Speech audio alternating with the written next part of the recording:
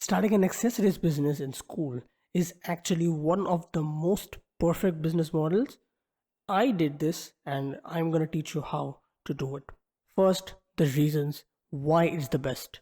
Number one, high profit margins. Second, of course, low startup capital, low barrier to entry. And third, you literally are in contact with the most perfect consumer base ever. Let me explain why. So basically, people want to look good, and even if they are on the right path, they don't get the right results that they want. So maybe there's a guy who goes to the gym daily, does look pretty good, but he doesn't look the way he wants because he hasn't simply been able to give it enough time. He only has lived till like 16 or 17 years in life. Maybe he'll achieve his dream body by the age of 22. Okay, so everyone's insecure, and to look good, these people find solace in buying accessories. Let's get to the point on how to do this business, basically how I did it, and I'll also include some points where I have improved upon my own business model, and I'll also explain in the end where were my shortcomings. Starting with number one, find a supplier. Go to shops, go to websites, it doesn't matter. Find a place from where you can buy this thing. And in this step, what you basically need to do is just go out there and find a name. You don't need to purchase anything. You just go to a bunch of different places and just collect the names, collect the things, like collect the names and designs and everything that they sell, and basically understand the pricing at which they are selling. Most probably they are going to sell it at a relatively cheap price when you compare it with Amazon listings, of course. What I did was I was lucky enough to live in a place where there's a bunch of shops which sell this accessory stuff and it's pretty cheap. Step 2 would be price determination. How does this work? Didn't we already determine the price? No. When you went to the shop, your main aim was to find out about the price at which you're going to purchase it. So at the same time, while you're talking to the supplier about the products, talk to him about, okay, if I buy in bulk, how much discount will I get? What is the minimum amount which I will have to purchase to get the discount? These are the questions that you need to ask the supplier. And when second step comes in, price determination, what you need to do is basically go on Amazon, go on different websites and search for similar looking or the exact same product on those websites. Preferably Amazon, because people trust Amazon a lot more. And I'm 100% sure that you will find a bunch of listings selling similar looking or the exact same product there. I found it. You know what I realized? The shops are selling the rings, and the shops were selling it at 20 rupees. On Amazon, there were similar looking rings. I don't know about the material, maybe it's better, but the cost was 300 rupees. Look at the heavy difference here. And so the magic with this price determination stage is you will set a price between the Amazon listing and the cost at which you are purchasing it. So basically, this is the price at which you are purchasing it from your supplier, and this is the price at which it is listed on Amazon. Simple stuff. So basically I listed my products at 100 rupees. You might say, dude, this profit margin is massive.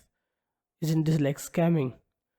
Well, what are you going to say to the Amazon guy who's charging 300 rupees for the same product? Step 3 would be neating it up. Now, why will people pay you 100 rupees when they can purchase the same thing from the same shop at 20 rupees? You need to convince your customers that your product is of a higher quality and that you are selling the same product as the one listed on Amazon.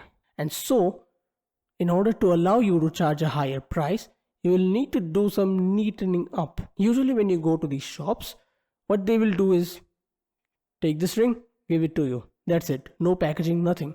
What I did was I got little plastic packages, those like seal things, and I purchased like 10 or 12 of them. It's very, very cheap to buy, okay? And what I did was put each ring into each individual packets. And yeah, that immediately convinced like a bunch of people to buy my product. It clearly worked, so maybe copy it. Of course, now if you're selling watches or something like that, I struck up a deal with my supplier to basically, like, he will package the watches in a box and he'll charge extra 30 rupees for it, which I think, in my opinion, it's a very good deal. The fourth thing is pictures. So you need to first gather pictures for the products before you start to advertise about the products. Remember the Amazon listings that you found out. Use them again, take the screenshot and make sure to remove all the details. It should be just the product. Okay? Now there could be a lot of different products for which you did not find Amazon listings for. I have solutions for them as well. Search on Google and there are so many different websites. You are bound to find some listing on some random website about the same looking product. What if you don't find it there as well? So I had this specific watch which I was trying to advertise for, but the way I found out pictures for that was using an AI. So I just used a free AI and I just gave a bunch of prompts and it generated a steel frame watch with a leather strap and bright red dial in it with silver hands. And so give it very detailed prompts which will generate an image which looks similar to the product that you are selling, and then use that image. Remember, at this point you still haven't purchased the products. Now, step 5 is marketing. Remember when I told you are in direct contact with your target audience all day because your target audience is teenagers. The next thing which you need to understand about marketing is basically how to do the advertisements. And so you are in direct contact with your friends. The first thing which you will do is talk. Interact with a bunch of people, talk with a bunch of people, and literally use word of mouth. Tell people that here's this nice product that I'm selling. Are you interested in buying? Here's the Amazon listing. Here's my price. Please buy it. Did you notice something here? I focused a lot on the Amazon listing price. Do not make this mistake of telling people that, oh, it's the same product as, the 20 rupees one. No, you will compare your product all the time. When you're pitching, when you're not pitching, when you're just wearing it yourself, which is a separate point, I'm coming to it. Always make sure that you compare your product with the Amazon listing, because when you are comparing it with the Amazon listing, the price will seem to be a lot cheaper. I just hit my mic. The price will seem to be a lot cheaper than the Amazon listing. And so people will think it's the same product, but at a much better deal. And then the second thing, of course, which you can do is, of course, flood it all over Instagram. So stories, posts, reels, whatever you can make about the product, do it. Now I understand you are a student, you don't have that much time. Remember the pictures that you collected. Just flood them on Instagram stories. Put the pictures on separate pages on your Instagram story and just put the price below it. And if you want to do some aggressive marketing, search the Amazon listing for the same product and give a link to that thing as well. And just label things that my price this, Amazon price, then just give the link. Let them find out the Amazon price. Ask your friends for help. Now, of course, you are limited by a lot of different factors like delivery and location and so many different things. What I personally did was limit myself to my school, but this is, I consider, to be a shortcoming of my business model. So I would suggest you to just, if you can, do like a delivery thing. If you can, just expand onto different schools, use separate networks for different schools, different customer bases, will generate you massive profits. Because even with medium level effort, the amount of profits which I achieved, like, just to give you a very vague idea about it, I sold like 5 things. I purchased like 15 things and I sold 5 of them.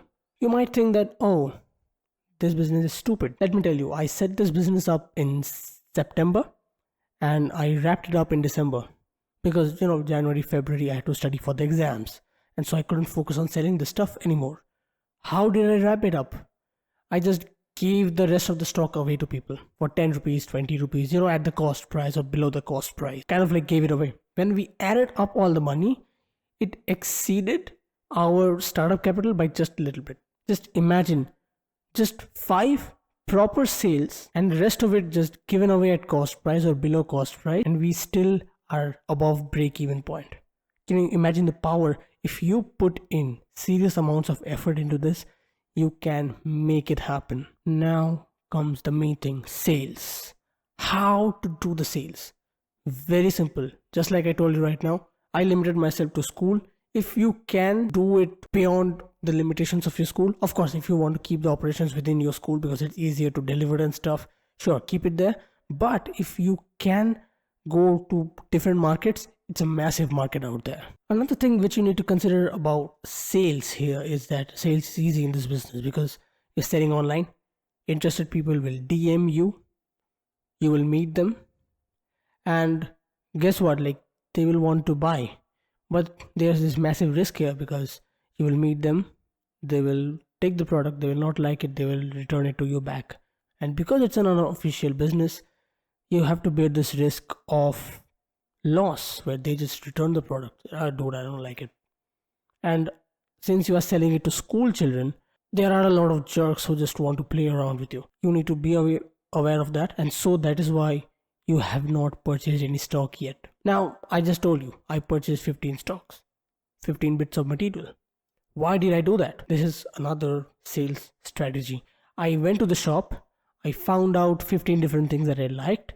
I purchased one of them each. Okay, when it comes to watches, I did not purchase samples because watches are like single pieces available in the shop and they are a much higher value product. But when it comes to like rings and bracelets and stuff, I purchased single samples of all of them, and then I just showed these rings as samples to a bunch of people. And after like you sell to like 5-6 different people, you understand what people want more, and so you can purchase more of the things that work and less of the things that don't. One great tip that I want to give about product selection here is buy minimalist stuff. This is the first tip actually. Buy minimalist stuff. So maybe a ring which is just like black, okay, no proper fancy designs, it's just glossy black or matte black. These things work.